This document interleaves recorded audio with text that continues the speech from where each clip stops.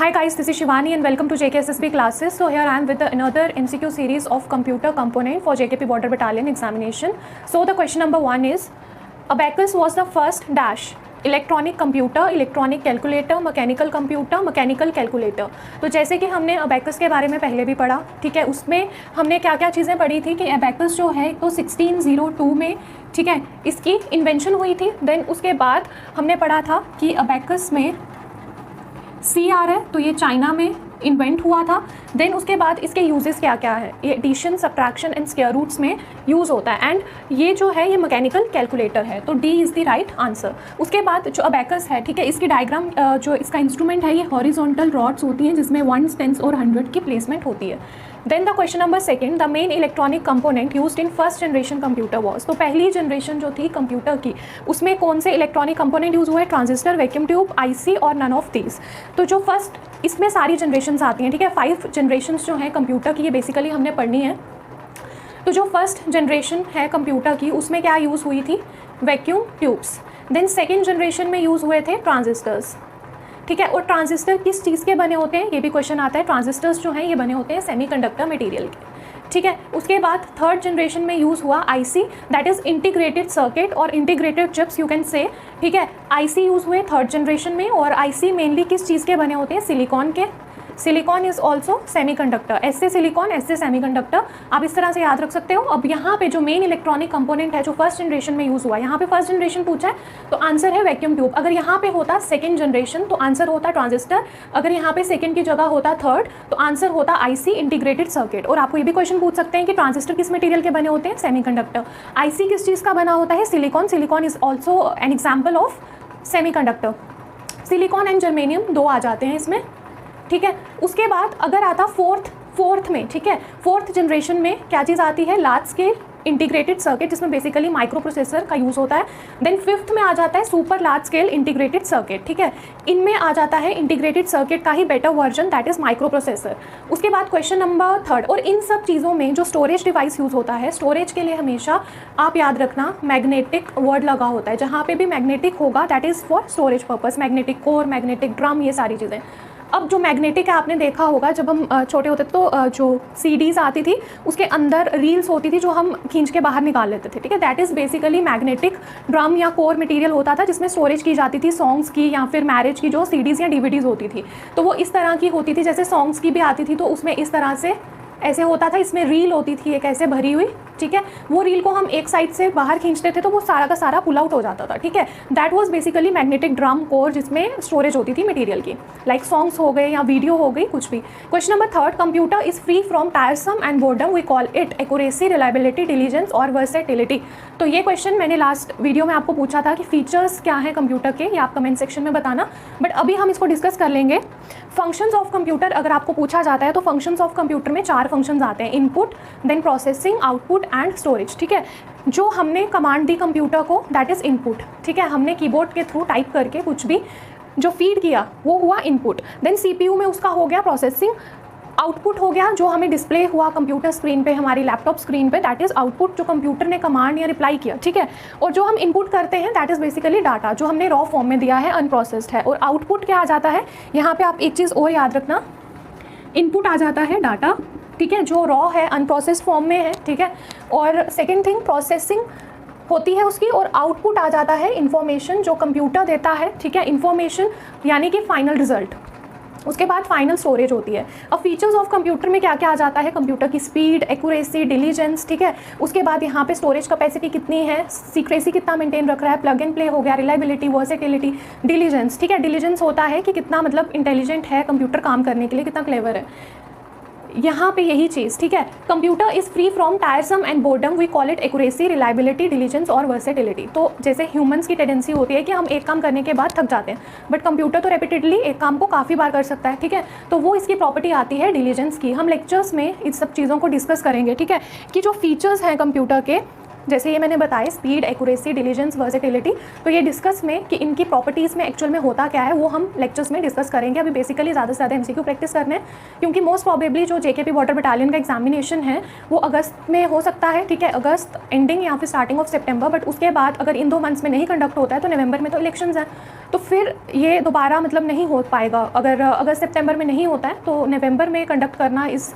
Difficult, तो time मिल गया है और एक्स्ट्रा, तो अच्छे से प्रिपरेशन कर लेते हैं इस एग्ज़ाम की। Then question number 4, the first generation computer were programmed using assembly language, machine language, binary language, source code, object code। ये भी लैंग्वेज में डिटेल में हम लेक्चर्स में लैंग्वेज में पढ़ेंगे। अभी हमें पता है कि कंप्यूटर कौन सी लैंग्वेज यूज़ करता है, फर्स्ट जनरेशन मशीन लैंग्वेज, और मशीन लैंग्वेज को और क्या कहा जाता है, बाइनरी लैंग्वेज, और ये लैंग्वेज होती है 0 और 1 की फॉर्म में। कंप्यूटर जो है ये 0 और 1 की फॉर्म में चीज़ को समझ पाता है, और फिर जो उसका आउटपुट होता है वो हमारी लैंग्वेज में कन्वर्ट होता है। वो किस तरह से होता है वो प्रॉपर लेक्चर्स में कवर अप होगा।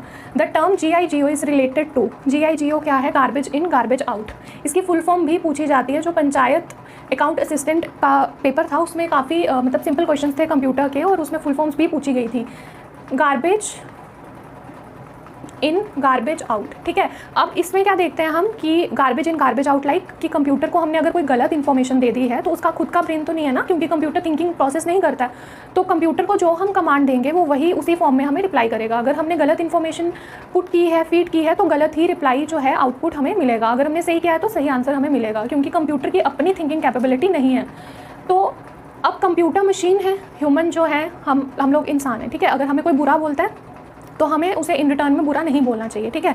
तो हम क्या करते हैं, अगर कोई नेगेटिव है तो बी पॉजिटिव, ठीक है। एक अच्छा इंसान पॉजिटिव रहता है, ठीक है।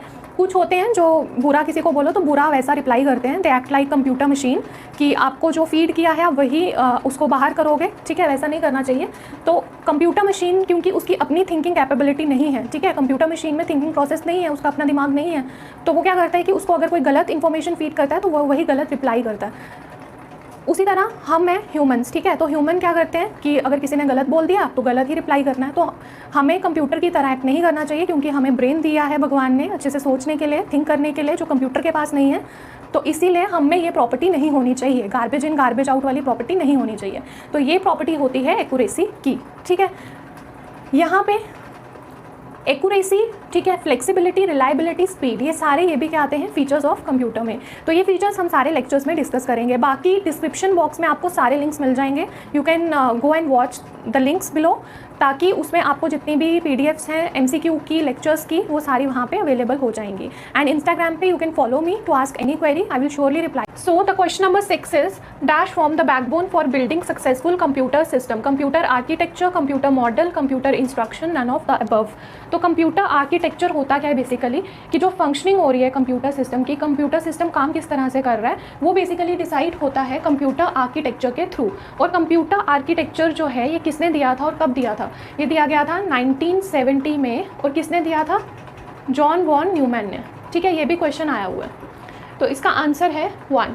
Question number 7, which of the following include as a type of input, data, program, command, user response, all of these. तो डाटा और इन्फॉर्मेशन के बारे में हमने काफ़ी क्वेश्चन कर लिए अभी तक। सबसे पहले डाटा होता है जो हम कंप्यूटर को देते हैं, यानी कि रॉ मटेरियल अनप्रोसेस्ड फॉर्म में, और जो हम देते हैं यानी कि हमने कीबोर्ड माउस के थ्रू जो भी दिया, ठीक है, वो आ गया हमारा इनपुट। तो डाटा आ जाता है इनपुट। उसके बाद इंफॉर्मेशन होता है जो कंप्यूटर कमांड हमें वापस देता है, ठीक है, कंप्यूटर ने कमांड हमें इन रिटर्न में दी, दैट इज़ इंफॉर्मेशन, यानी कि प्रोसेस्ड फॉर्म में कंप्लीट और फाइनल रिजल्ट। तो ये आ जाता है आउटपुट, क्योंकि इंफॉर्मेशन किसने दी हमें, कंप्यूटर ने, जो स्क्रीन पे डिस्प्ले हो रहा है दैट इज़ आउटपुट। तो यहाँ पे क्या था, टाइप ऑफ इनपुट, इनपुट आएगा तो डाटा है। अगर यहाँ पे इनपुट की जगह क्या होता, आउटपुट होता, और ऑप्शंस में क्या आना चाहिए था, प्रोग्राम की जगह क्या होता, इंफॉर्मेशन। तो यहाँ पे सेकंड आंसर होता, ठीक है। Question number 8, the CPU is made up of 2 smaller component, ALU and CU, ALU and RAM, RAM and ROM, RAM, RAM and CU, ठीक है। अब RAM एंड ROM के बारे में, ठीक है, ट्रिक्स है, इनको किस तरह से याद रखना है, परमानेंट कौन सा है, टेम्प्रेरी कौन सा है, कौन सा स्टैटिक है, डायनामिक है, ठीक है, इसका डिफरेंस किस तरह से याद रखना है। अगर आपको कंसेप्ट से नहीं पढ़ना है, with the help of tricks पढ़ना है, जैसे जम्मू कश्मीर के लेक्चर्स में, MCQs में मैंने काफ़ी सारी जम्मू कश्मीर की history, art and culture, economy, geography को लेकर ट्रिक्स डिस्कस की हैं। In the same manner computer में भी मैं डिस्कस करूँगी ट्रिक्स, जिससे इसलिए याद रहेगा कि टाइम जो है सेव हो और सारे कंपोनेंट्स को इक्वल टाइम दिया जाए एंड सिलेक्शन ग्रैस्प की जाए, ठीक है। तो यहाँ पे रैम एंड रोम के बारे में अभी फिलहाल आप कमेंट सेक्शन में बताना। यहाँ पे इसका आंसर है arithmetic logic unit and control unit. Question number 9, what does ALU in computing denote? Application and logic unit, algorithm logic unit, arithmetic legal unit, arithmetic logic unit. तो ये है अरिथमेटिक लॉजिक यूनिट और ये तो सबको पता होगा। अभी मैं बिल्कुल बेसिक क्वेश्चन रख रही हूँ कंप्यूटर के, जैसे ही थोड़े लेक्चर्स बन जाएंगे, ठीक है, उनको डिस्कस करने के बाद हाई लेवल क्वेश्चन की तरफ अप्रोच करेंगे। क्योंकि if you guys are preparing for level 2 और level 4 examination like sub auditor का था लेवल 2 का, तो वहाँ पे बहुत स्टैटिक कंप्यूटर आया था, पंचायत में भी काफ़ी स्टैटिक आया था। बट अगर बात की जाए JKP SI असिस्टेंट रजिस्ट्रार, जो हाई लेवल की पोस्ट होती है, वहाँ पे concept based current based computer के क्वेश्चंस आ रहे हैं। तो स्टैटिक करेंगे पहले, then lectures, then current computer का, और फिर आहिस्ता आहिस्ता कॉन्सेप्ट की तरफ जाएंगे, ठीक है। बिल्कुल स्टार्टिंग में ही हाई लेवल क्वेश्चंस नहीं करने हैं। Then question number 10, processors control unit and, तो कंट्रोल यूनिट CU के साथ और क्या होता है? ALU। Option number 4 is the correct answer. So आज का लेक्चर मैं यही खत्म करती हूँ, नेक्स्ट लेक्चर में मिलेंगे, बाय।